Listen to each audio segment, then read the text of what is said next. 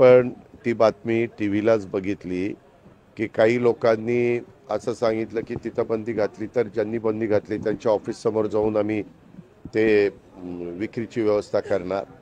आता खरं तर ज्यावेळेस श्रद्धेचा प्रश्न असतो त्यावेळेस अशा प्रकारची बंदी घातली जाते.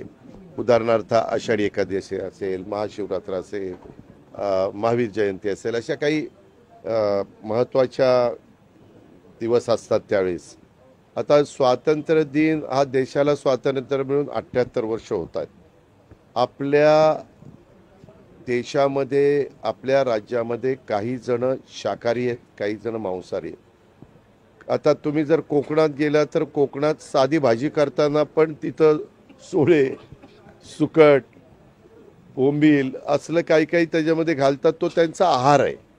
म्हणजे जरी काही जण त्यांना मांसाहारी म्हणत असले तर तो पिढ्यानपिढ्या वर्षानुवर्ष जसं